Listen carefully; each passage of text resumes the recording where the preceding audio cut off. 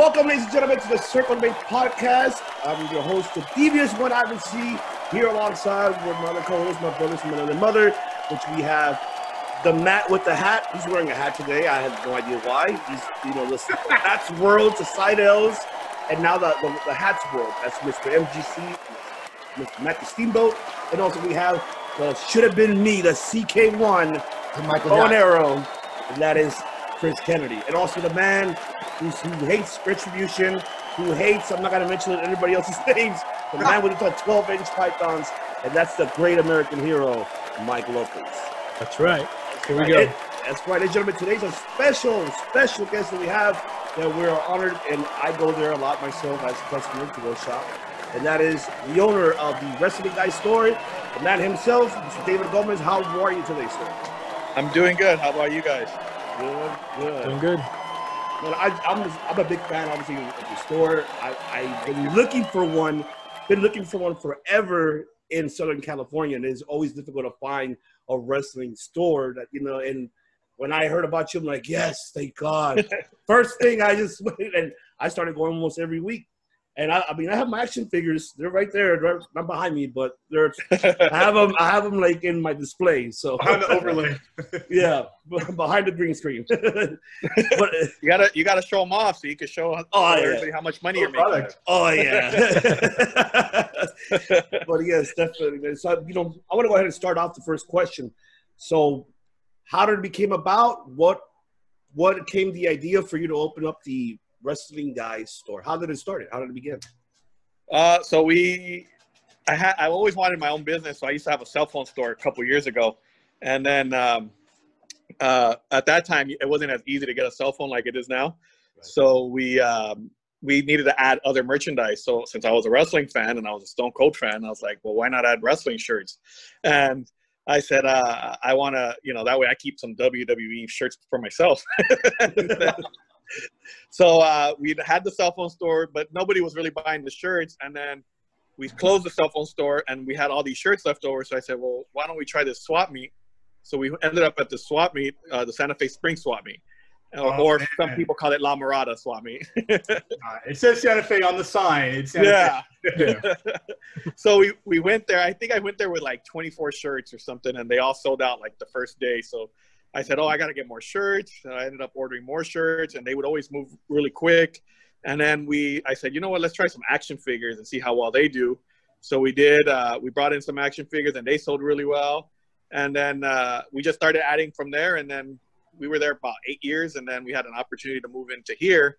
And I said, you know what, let's just do it. That's what I wanted to do. So we finally opened up over here. So we've been here since 2013. That's nice. Awesome, man. That's awesome. Yeah. But total has been, we opened at the swap meet in 2005. So yeah, it's been about 15 years now, I think, total. That's almost 20 years, man. Yeah, almost 20 years. That's freaking awesome, man. Yeah. What kind of differences did you find having your own store in the swap meet to having your own location? Brick and mortar. At first, I thought myself, I was kind of nervous of doing the brick and mortar just because I thought we were doing so well at the swap meet, and you always have, a lot of walking foot traffic. Mm-hmm. And so coming over here, I thought it was going to be bad because, you guys, you've been to the store, you see that there's not a lot of foot traffic. So we were kind of worried. But, the main difference to me is that I feel like we can bring in more stuff. I think we can have more variety. As far as WWE, the only reason right now we have WWE is because AEW is still not, doing, wholesaling and everything yet. But we did have Lucha Underground for a while. See, I don't think we would have been able to get Lucha Underground if we were still at the swap meet. Like the TV shirts, I don't think we'd be able to have if we were still at the swap meet, just because. And no knock on the swap meet, but a lot of people, when you go to the swap meet, they already automatically assume like everything's counterfeit. So, exactly. Yeah. Yeah. So, I mean, I kind of like that. And I also like that I can be here at the swap meet. We had to go like Friday, Saturday, Sunday, and then we had to be there. So you didn't have a weekend, because Friday nights you were there from like, I think we were there from 3 p.m. to like 11 o'clock at night. And then Saturday you're there from like 7 a.m. to 5 p.m. And then Sundays you're there from 7 a.m. to 5 p.m. So I kind of, you lose all that family time. So being here at the store, I get to have a little more family time, and I get to schedule my own hours, so it works out better.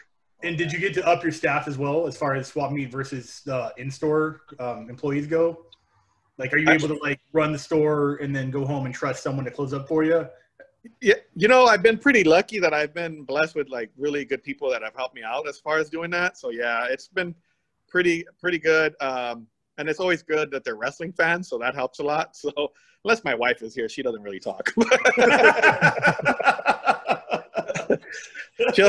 She's like, if you ask her the John Cena, Roman Reigns, she'll be like, yeah, but yeah, she'll tell you about the movies they're in, but yeah. My girlfriend refers to anyone in the Shield as the greasy hair guy.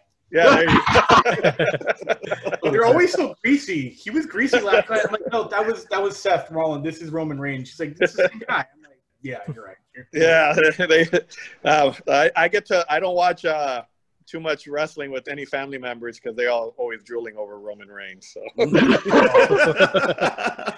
even here in the store, we get women that come in and they're always like, I had this one lady come in and she was with her daughter, and she's like, oh, and the daughter says, oh, that's my dad, right? And she's like, yeah, that's his future daddy right there. Oh my goodness. Wait a minute. Like who would it be with when you're watching AEW then? I guess that. Ooh, that's a tough one.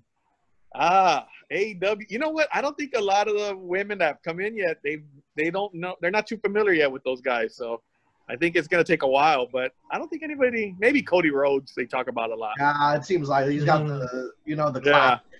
Yeah. Yeah, I think it would be Cody if anybody, because, yeah, they don't really talk about anybody else except Cody. Oh, you know what I like? Sammy Guevara. There you Sammy. go. Oh, there we go. Pretty boy Sammy. God. Yeah, he's more of the younger girls, the teenage girls. The Spanish God. Come on. He's still a teenager himself, I think. Yeah. Come over. Look how sexy he is. But Roman gets the guys and the girls, so I gotta go with Roman. Big dog. So yeah. The other big question would be, especially since when you moved from the swap meet to the brick and mortar, was stuff like a lease or rent hard to come by, or was it really pricey, especially in Huntington Park, or especially in that area? The closer you get to LA, is the lease is higher, or? Yeah, and real quick on top of that question, was location relative to your home itself also important, or was it let's just zone down into pricing and then I'll just drive further if I have to? Kind of attached to that question. It was more important to me location-wise because of my home. So I'm about 7 minutes away, but also for school because I have at that time, well, he's 21 now, but at that time he was in high school. And so his high school is about 10 minutes from here. And then my younger kids were in elementary, middle school. And their school was only 10 minutes away. So it worked out perfectly. And now that my middle son is in high school, he's in that same high school where it's just 10 minutes. And then my youngest son is 10 minutes away. So location was really important, especially in emergency. Yes. Right. Pricing wise, I stayed away from, so the main boulevard here is Pacific Boulevard. And that one's mall price. So, big time, definitely. Yeah. So I said, not going to happen. But here, what happened in this shopping center was that it was empty. The location we're in was empty for so long that the landlord wanted to get rid of it. So he gave us a really good price on the rent. And I thought about it, and like I said, location and the pricing just worked out perfectly. And it actually was a little cheaper than being at the swap meet. So I decided to take it. Really? That's a come up right there. Now that is cool. Cool. Because at the swap meet we were paying, I think, I'm having a Mike Pence moment here with the fly, so sorry. A lot of weather today. Yeah. At the swap meet, I think I was paying about $400 a month, but I was only working 12 days a week. So here I was paying, I think when I moved in, I was paying $1,000, and I'm working 30 days a month. So I was mathematically, it made more sense to come here. Oh, definitely. And it's, like you said, closer. I'd imagine a lot closer. If you're only 7 minutes from Huntington Park, or if you're in Huntington Park, compared to Santa Fe Springs, you're just a block away. Yeah, I do miss sometimes going to the swap meet just because it was the live music and all that, but you know. Oh man, Damage Yeah. Inc., dude. If you didn't grow up with Damage Damage Inc. Inc. and No Duh. when I would hear them sometimes, because I'm not. It seems like you're familiar with the swap meet, so I was. I think I've wrestled there actually. I wrestled at everything that had a swap meet in the name in SoCal. Yeah, so you know where the grill is at? Yeah, where they have the grill. So I was in that aisle close to the grill, so I could hear the music. And I remember the first time I heard of Damage Inc., I was like, well, you know, I didn't know what tribute bands and all that were. And then I was standing there, and I go, man, that guy sounds just like Metallica. I mean, like the lead singer, you know, and I go, the band sounded just like them. So I was like, oh, they're really good. And then I heard them. I heard No Duh. I heard Iron Maidens. Yeah, dude, like, back when Nita was blowing up, dude. Like, yeah. Everyone knows who Nita Strauss is.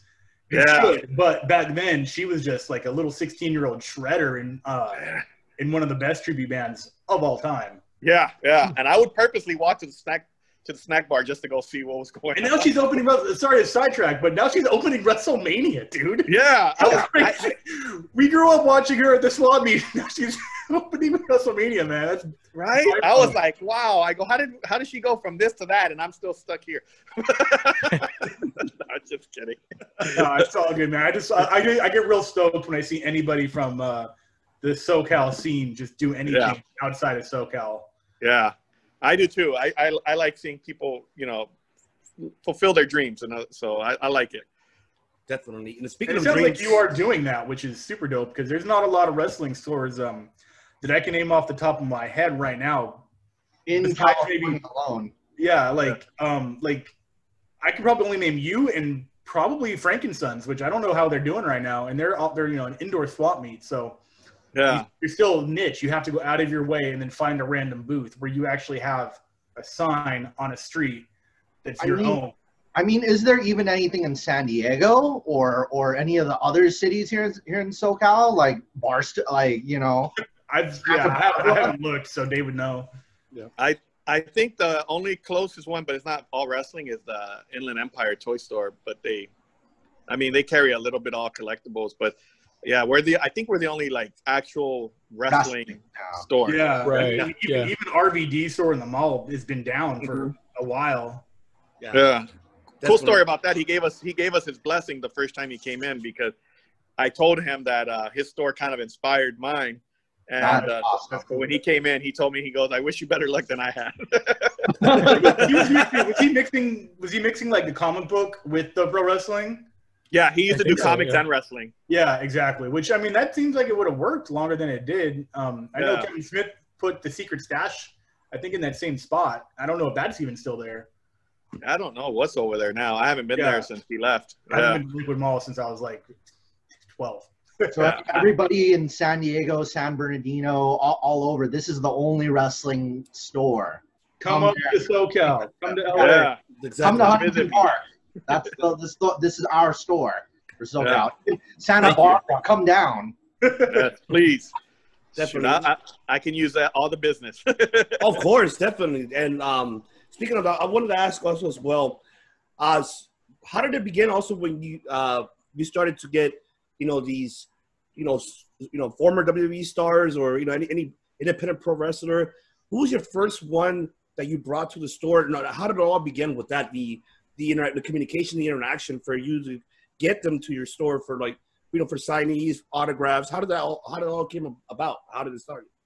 So when we were at the swap meet, I wanted to do it because I did see Frank and Son would bring in wrestlers, and so I wanted to bring somebody to the swap meet. So I ran into Chris Masters at SummerSlam Access. If you remember, they used to do the SummerSlam here in the streets. Yes, and I think it was the first year they did it or something. He was just released, and I asked him. He gave me his email, so I emailed him, and he said, "Yeah, funny story about that was I used to coach baseball, and when I coached baseball, my team was struggling to always win. We were in tournaments, so they would always struggle to win the championship games.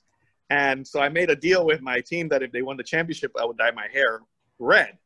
And so sure enough, forgetting that Chris Masters was going to make an appearance that week, the next weekend at the swap meet, they won the tournament. And I had to dye my hair red, so it was like the brightest red. It was like the tag team championship. Oh my god! Like Eva Marie red. Yeah, There like you Eva go. Marie red. So Chris Masters calls me that day, and he's like, "Hey, bro, I'm here at the swap meet." He goes, "How do I find you?" I go, "Just look for the guy with the bright red hair." And so he saw me, he came and did the signing, and then we had Chavo. Fast forward to when we opened here at the store. So the first guy that we had here at the store was Chavo Guerrero Jr. And then we brought Chris Masters in. And Chris Masters that day tells me, he goes, he's like, "Dave, I didn't know how to tell you this, but he goes, when I first saw you with that red hair, he goes, I thought you were one of those crazy wrestling fans." But now we're like pretty good friends. We talk every now and then. But yeah, that's pretty much how it started. I just said, I wanted to copy Frank and Son and have some signings at the swap meet. And here, it's been word of mouth. And then also a good friend of mine's named Tony Vella, who I thought, he messaged me about bringing RVD in to the store. And because you get a lot of people that BS you and tell you like, "Oh, I can bring you this guy, and and they never follow through. I thought when he called me and he's like, "Hey, I can bring you RVD," I'm like, "Yeah, right, you're lying to me." And sure enough, he brought him, and then he brought in, so that started a relationship, and RVD came in, he brought in Maurice, he brought in Kelly, Melina, Victoria, and then it just snowballed from then on. And, fortunately now we have such a good standing with some of the wrestlers, we're able to just get them to come in. Does it take a ball to get rolling from when you have the idea to bring in wrestlers to them actually coming in? Do you basically cold call wrestlers and "Oh, I've never heard of you, no thanks"? Do you have to find a point where you pick that up, and then with Chris Masters, someone will RVD will be like, "Oh, I know Chris Masters, he was here, they must be reputable," and to get that train rolling through the station? Yeah, so like when we had Candace, I introduced myself at that, I think it was at the LAX Fan Fest or whatever it was, and I introduced myself to Candace Michelle. And okay, I was thinking Candace LeRae for some reason. Oh, yeah, sorry. From Fullerton too, so yeah. Okay. So I met Candace Michelle. I introduced myself to her, and I knew she was really good friends with Lisa or Victoria. Yeah. And so I always tell them, "Hey, this is my name, this is the store I have," and then they'll tell me email them. So when I write the email, I always list who I've worked with, and I always pick somebody that I know will give me, put a good word in for me. So most of the time it's either PJ Black, even like John Morrison or Nice. Victoria. I'll always say, "Hey, talk to them," depending on who I think they've worked with before. So I'll talk. So like Heath Slater, I emailed him and I asked PJ Black, like, "Hey, can I use you as a reference for Heath Slater?" And he's like, "Yeah, definitely." And sure enough, they do. They'll contact PJ and be like, "Hey, bro, have you ever worked with this guy?" And then it's up to them to put in a good word. And then once they hear a good word, they'll be like, "Yeah, let's work together." And then the more you do that, the bigger the name do you see? Or I think the somebody like I don't know, like an Undertaker would be. You just have to go through WWE to get them going. Because he's a full licensed product for sure. Yeah, but I think I think if you just keep working your way up the ranks, you'll get somewhere. Somebody knows somebody, and you'll get that good word in. I mean, I didn't get to bring him in, but I met Batista thanks to Melina. So Nice. That was pretty awesome. So, David, I should have asked him. David, I gotta say, it's kind of it's no coincidence, or maybe it's a funny coincidence, that another popular wrestling channel actually just released their interview with PJ Black just a couple of days ago. Wrestling with Regret. So your interview was in the next, we're putting this out 3 days from today or 2 days from today or tomorrow. So if PJ Black wants to send anybody else to wrestling store, wrestling guys. Yeah, I love PJ Black. He's so supportive. I mean, Chris Masters is, Chavo is, a lot of Victoria. PJ, what I like about PJ is he'll randomly pop up in here, and he'll just, every time he comes in, he'll do a video plugging the store. So he's awesome. He's one of the nicest guys you'll ever meet. Nice. Who would you like to have from the current roster, either AEW or WWE? That one's easy. Daniel Bryan. There you go. Yes. That's my guy. Yes. You didn't even stutter to think on that one. Let me ask you this, David. Were you there at SummerSlam when he won the belt against John Cena, and then he ended up losing it? Were you there at the Staples Center SummerSlam? I was there. I went nuts shit when he won the title. I did not go. Oh, You know, it's funny. I didn't go to any of the summer. I did all the Axis, but I never did any of the summer slams. Ooh. So weird. So I met him that day, though. I did meet him at Axis the weekend that he was in the main event. So that was pretty cool. That's awesome. That's awesome. Yeah, I'm jealous of you though, because you got to go see him win the title. So. I remember there was a gasp. Everybody just, when the whole turn happened and Randy Orton. Yeah, so I almost broke the TV. I'll just tell you that much. Like that kid. Remember that video of that kid when Batista won the Rumble as Blue Batista smashed his TV and threw all his comic books in the trash, dude. Yeah, that was me. I said don't replay it for me. That's one of my favorite worst videos of all time. Is that kid just marking out and trashing his whole entire bedroom. Yeah, that was me. I kid you not. I was so mad. I hated Triple H and Randy Orton for about 2 years. What about in Royal Rumble? I think it was 2014. Number 30 was about to come out, and it ended up being Rey Mysterio. Everybody wanted Daniel Bryan. How did you take that right there? You know what? That's when I found out I was a huge Daniel Bryan mark, because I was like practically not in tears, but I was like heartbroken because I was expecting him to come out. I was expecting him to win the Rumble, and I was upset. Like, I was like, this was the worst Rumble I've ever seen in my life. Oh my God, I do remember that. It was so horrible. I was like, screw it. I didn't want to see it. I was just disappointed. Somebody told me that I think Ray was a little upset that they even put him in that situation because he knew people were waiting for Daniel Bryan. So I should have asked him that when he came in. I know, right? Wanting to support your business specifically because you, like, as far as we're concerned, as is the only wrestling store in SoCal, with the global bastard upon us right now, how are you able to provide a service to fans while still balancing all of the rules and regulations that California placed on businesses? Do you do like one at a time, two at a time? Are you closed completely some weeks and not sure when you're going to reopen? As far as like for sales or the meet and greets? Just in store in general. Like, are your doors open and you just have to manage your customer base, or? The store's open. We have a limit of how many people we can have inside at a time. So I think we're pretty spaced out. I've changed the store maybe 3 times, I think, since the pandemic. And since they let us open again, just to kind of space it out more so people have more room and they're not bumping into each other. We do have asked for them to sanitize their hands before they come in. If there's a lot of people in, then if there's more than about 6 or 7 people in here at a time, then we'll ask them to wait outside until we clear it out a little bit. And then we try not to let them touch the shirts anymore like they used to. So we'll grab it for them or the action figure. So it's kind of different, but you know what? I kind of like it as well, just because I feel like we're able to maintain some kind of order inside, so it's not too crazy. So was it the initial lockdown that was for non-essential business? I guess technically you would qualify for that. So when was the first? Did you have to there was a quick blip in the middle of April where everything was open, and then 6 days later everything was closed again? Did you count as also open for a day, and then you just had to close back up and then just wait for salons to open, and you fell into that category? So I think they, when they closed us, they told us, hey, you're going to be closing starting Friday, I think it was March something. And we're like, okay. And then they let us reopen for a week because they thought it was, because I think the county had approved going ahead and opening up for small businesses. And we're like, okay, cool. So we were opening. And then the city of Huntington Park said, oh, no, we're not following the county guidelines. We're going to follow our own guidelines. So, but I honestly think what happened was because, again, the main boulevard on Pacific has so many stores, and you have so much, there's no free parking out there. So there's no way for them to run. I don't think they gave the proper guidelines to those stores. So they were allowing all the customers inside like normal. And I think that kind of affected everybody else. So everybody just got punished for it pretty much and got shut down. And so fortunately, though, the city was cool enough to let us finish the week.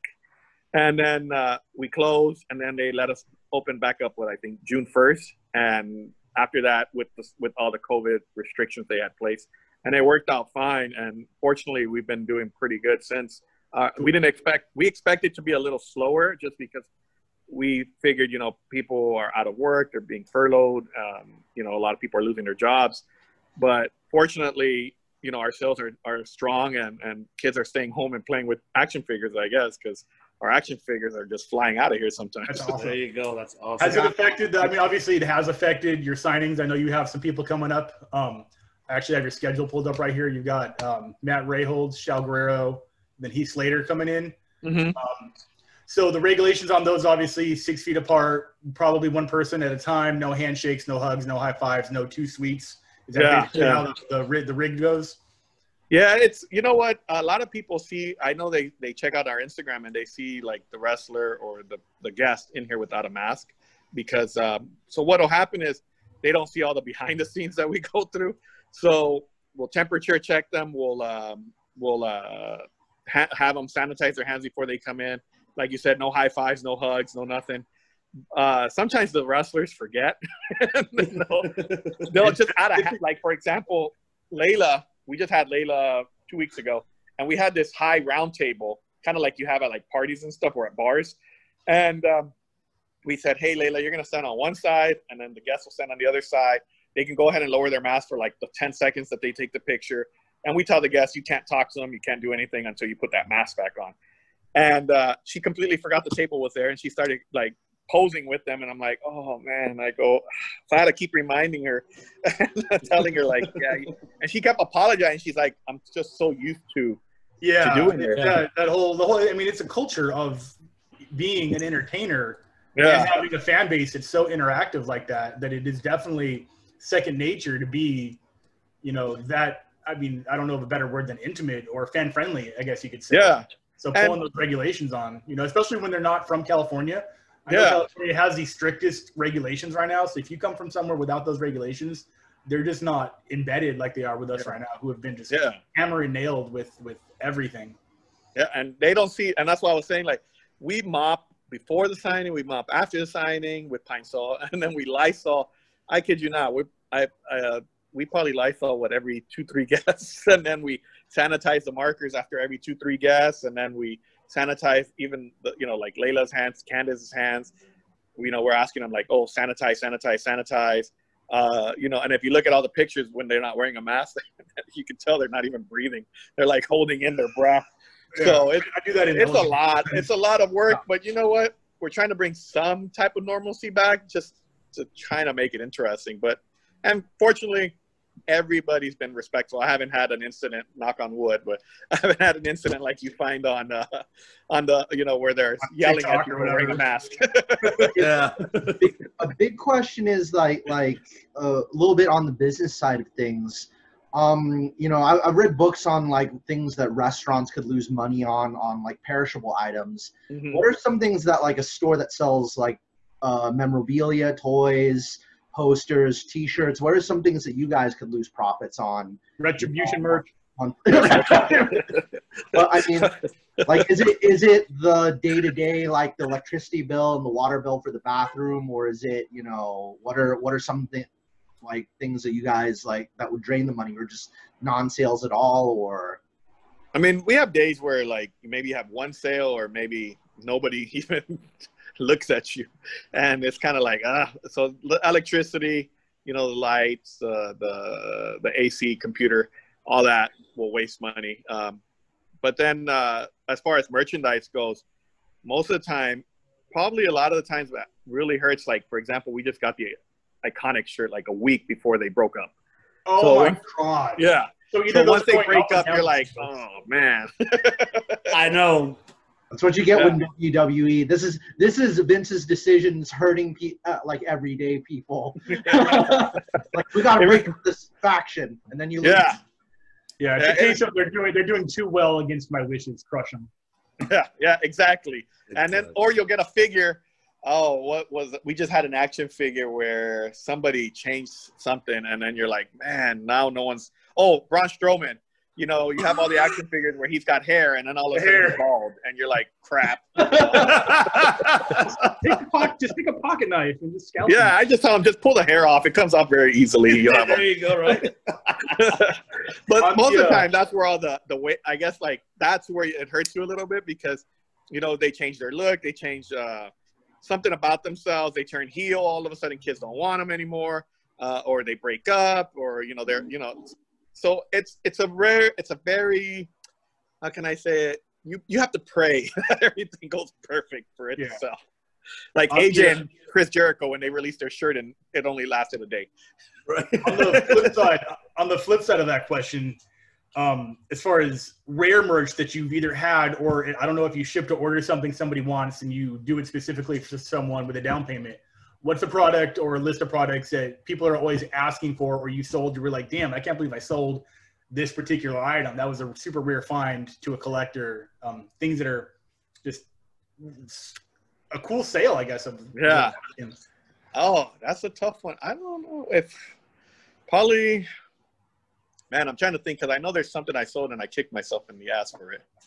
Oh man, what was it? For not keeping it for yourself?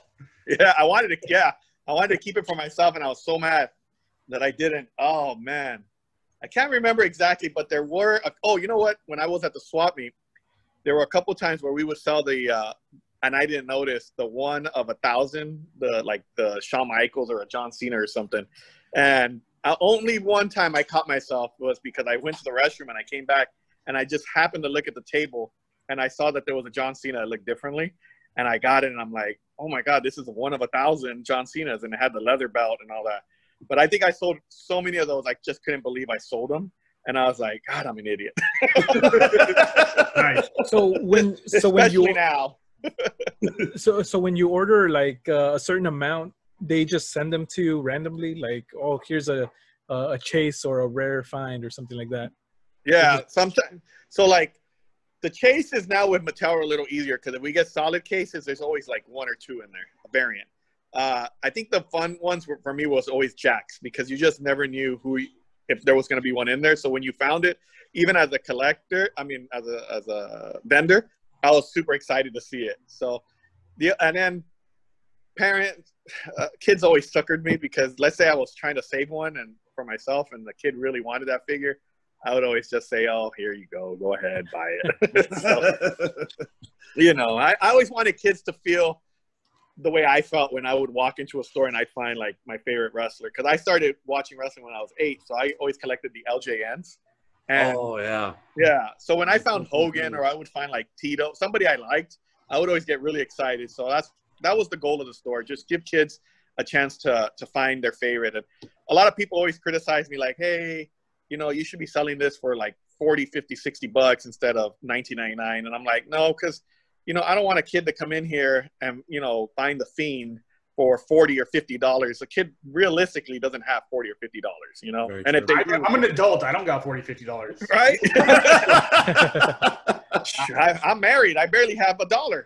And a lifetime wallet, I don't even have a wallet. I'm not allowed to have one anymore. She better not see this interview, man. She better not see this interview. She could hear me because the cameras have sound, so hopefully. She's right there. See me after today. You know why? She's curtains working right now. If it's called the Wrestling Girl Store tomorrow, you know why. Oh man. Oh man. Let me ask you one thing that which I do love about your store as well. I see that obviously you every pro wrestler you had at your store, the meet and greets, you always have an artwork for them, and they always sign it and you put it up in the roof.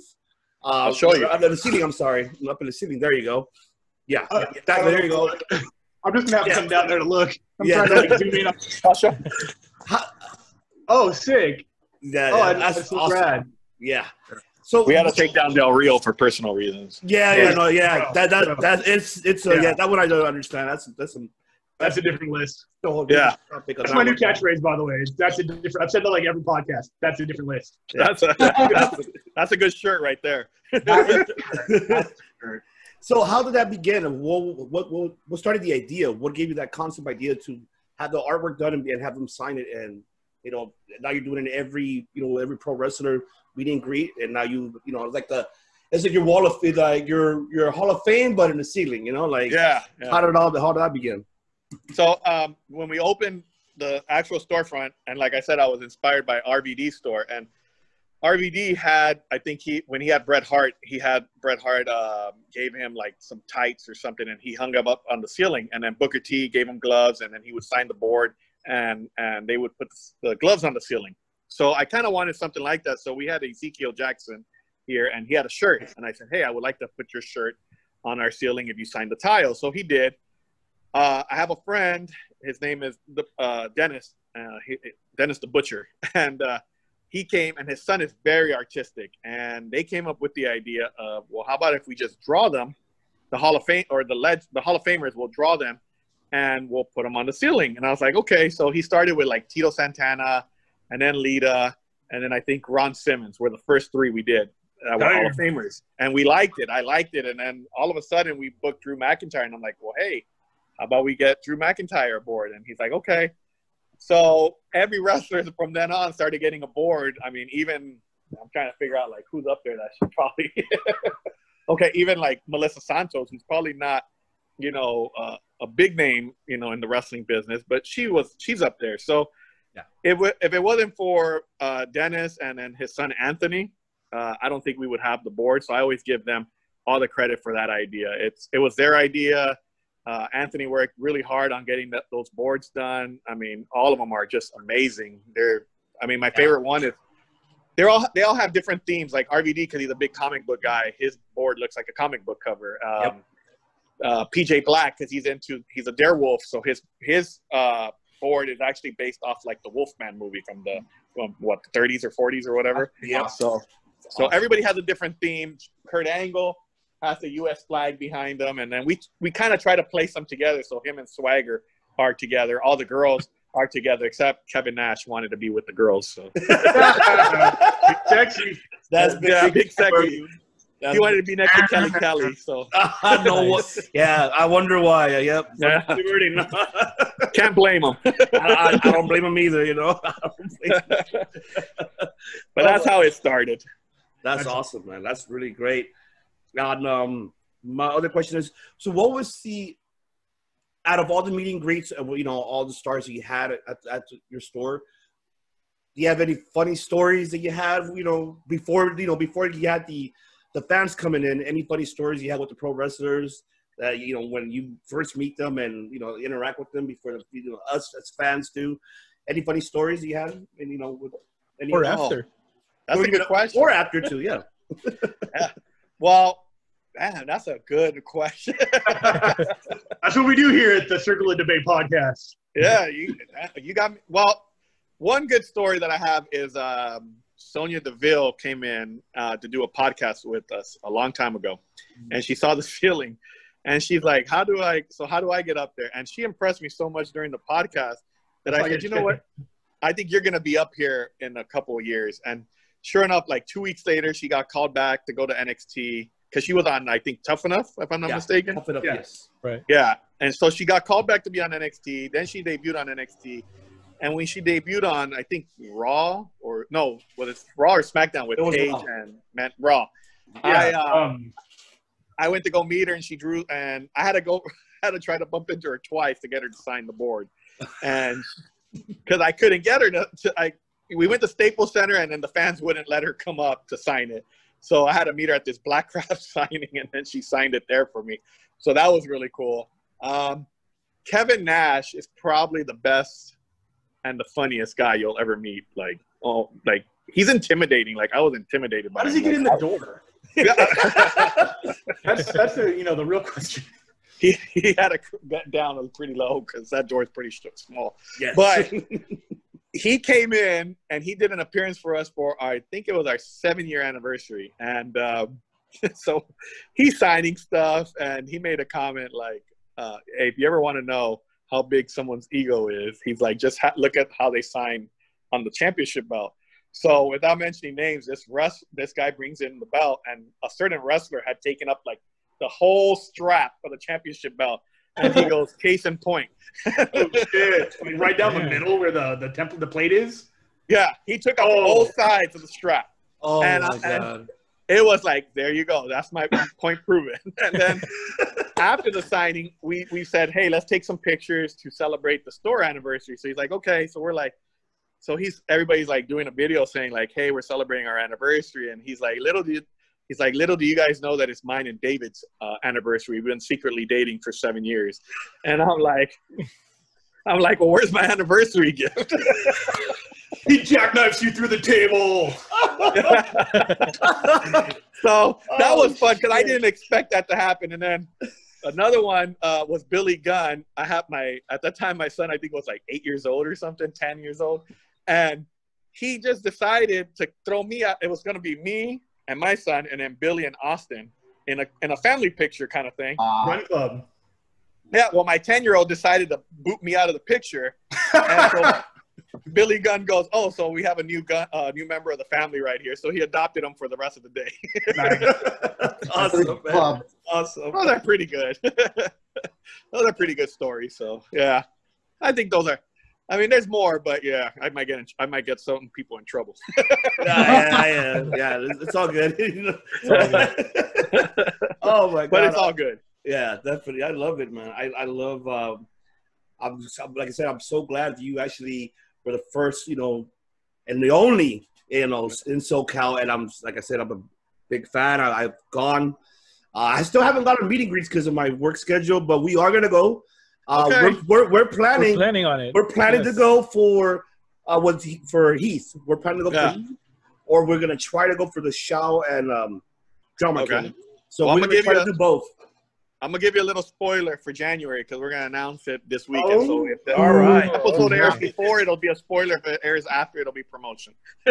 All right, cool. But you heard it here first, exclusive right here. Yes. Exclusive here I first. love this. I'm so excited. So January 16th, it's not a big deal, but I think it's a big deal for us. We're going to have a former WrestleMania performer. She actually was in a match with Trish and Victoria. And so we're going to have Jazz here in January. That's January right. 16th. I love it. Talking about her on the I last love Jazz. podcast about how she's one of my favorite wrestlers. Really? Yeah. Yeah, I literally brought up her feud with Jason during the Impact Players. Yeah. As one of the coolest feuds that you're not going to see anytime soon because it was the best intergender feud ever. Yeah. Yeah, literally like 3 days ago, because she just retired, right? Like last week. Yeah. Dude, I'm marking out right now. I'm going to be there. That's exciting. She'll be here January 16th. The time hasn't been fully decided because we're still working on flights, but the date is confirmed. So be ready. January 16th. That Sick, is right. So I'm stoked. Yeah, definitely. I'm really stoked. Thank you. It's unfortunate that she retired, but I know she didn't want to retire that way, but because of the whole global pandemic, she had no option, and it's unfortunate. But at least I'm glad that she went out the way she wanted, and what makes her happy makes us fans happy. That's what matters. Exactly. So she's happy, and I'm excited to have her here in January. So super excited. Oh, definitely. We are too, and I cannot wait as well. I want to bring my toys, man. Hold on. Mike, ask for a follow-up question. I'm going to be right back. All right, cool. So I think right now is a good place to bring in just where can we find you, what social media pages you have up right now. Obviously, you have an Instagram. Drop that link, drop the address, drop your hours, anything you want to shill, just get it out there for us. Yeah, so the website is thewrestlingguystore.com. The store address, physical address, is 6085 State Street in Huntington Park, California, 90255. We're here, as of now, we're here from 11 a.m. to 5 p.m. Monday through Friday. And then Saturdays, we're here from 10 a.m. to 5 p.m. And then Sundays, we're here from 11 to 3. We might be adding an extra hour once November hits, just for the holidays.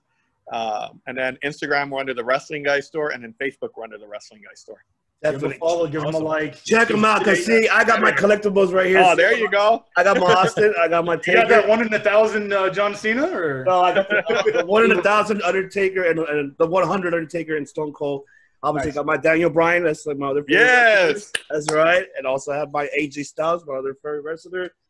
Definitely, man. I'll be going as much as possible. I was going a lot before the whole shutdown.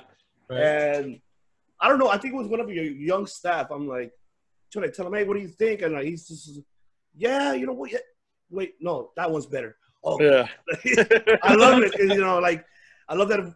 I love the fact that we're able to interact and just talk about wrestling. That's what I love about it a lot. And that's what we do here in this podcast. Obviously, we do a lot of, pro wrestling. We talk about, obviously, the current, events are going around with WWE, AEW, New Japan, ROH, you name it. That's what we talk about here. We're pretty much the first take of pro wrestling, or like there you go. That's what we are about. Yeah, definitely. I love it. I love wrestling. So. Oh yeah, man. Okay, all right. Sorry, you were to say Daniel Bryan, your favorite pro wrestler. What about female? Right now, probably Charlotte. There you go. Ooh, yeah. I mean, yeah. She's something else. She pulls out every style you can. Like her technical wrestling, her flying wrestling, her storytelling, her character, her mic skills, her heel and her face character. She crushes like every single angle or aspect of performing. So that is not something I can ever disagree with. Yeah, I love Charlotte. I always tell everybody out of the current roster, or out of the current scene, I think she's probably in my top 3 wrestlers, period. Female, male. She's my number 3. All right, who's your top 3? Daniel Bryan, Charlotte. Who's the last one? So it'd probably be Bryan, Cesaro, and Charlotte. Whoa, nice. Oh, okay. All right. Yeah. I like that. But Chile's my favorite country, so one of my favorite countries. So much love to that. If we go there, you got to wear the hat. Yes. I've got a lot of these. You should see. Oh, wait till you see this hat. Okay. You know what I'm gonna do is, if he comes to the meet and greet, he has to bring me a hat so I can take a picture with the hat. We'll all take a group picture with the hat. This is like my Undertaker hat almost. Oh, I like that one. That does it right there for me. Yeah. It's like a spaceship. That's right. You got to bring that one for me. It's like my UFO hat. I like that hat. I really do. I ain't kidding. I love it too. There you go. You gotta love it though.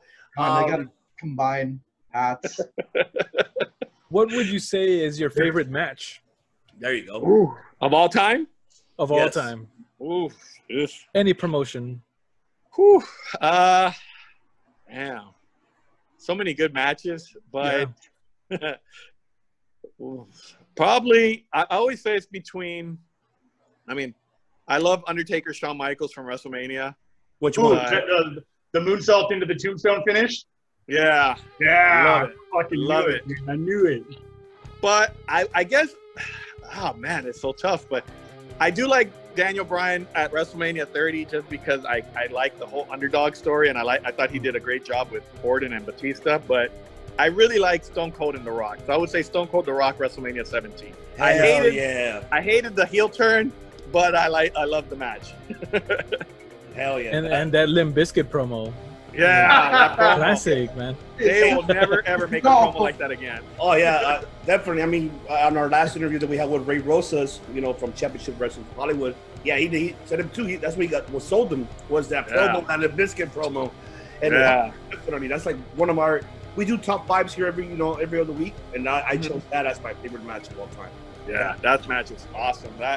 I just think everything, the story was built perfect. The match was perfect. It's like everything came together perfectly. So kind of like Undertaker, Shawn Michaels. It was, Undertaker coming from the heavens, Undertaker coming from hell. So everything, everything leads to something. I just think like it's perfect. Oh, definitely, man. David, I appreciate you for joining us this evening, man. I much love, and like I said, gentlemen, all to the viewers out there, make sure you check them out. We'll put it in the description below. Obviously, we'll put the social media platforms and obviously the address where can you go and their store hours. So make sure you go check them out at the Wrestling Guy store. You see this guy, David? Tell him what's up. Tell him, hey, I saw you on the Circle to Make podcast. Well, there you go. May give you a little, if they say it, I'll give you the 10% off. There you go. They say there it. You go. There you go. You heard it here first. You say you saw the interview at the Circle to Make podcast, 10% off. You heard it right here, ladies and gentlemen. So once again, I appreciate you, and don't forget, we'll be there as well soon. We'll go for the Shawgirl and the Heath Slater. Okay. So we're gonna make it. We're gonna make it happen. I want the hats. Yes. There you go. And that, you gotta bring the hats. Yeah, I'm telling you, we'll take a group picture with the hats on and everything. I want to have fun when you guys are here. I have a lot of hats in here. I haven't yet. You know what? Once the pandemic's once we get a little better from this pandemic, we gotta do one all live here at the store one night. So let me know. Oh, for sure. Oh, definitely. That'll be an honor, man. That is awesome. Yeah. But we all have to wear the hat. Okay, I'll wear that. Which one? I got. This We is need four. We need four. I want the Undertaker one. This isn't even. You gotta give David the Undertaker one. I've got 3 more hats that you haven't seen yet. I got hats for days. Hats on mats. I got. we'll have one. I'll sew AEW patch on one of them. Like, There you go. I'll trade you once you get the Kenny Omega figure. I'll maybe trade you like 3 Kenny Omegas for this or something. we might be able to make that happen. There you go. Anything is possible. Anything is possible, man. Nah, thank you guys. Thank you, man. Once again, all our viewers, thank you very much.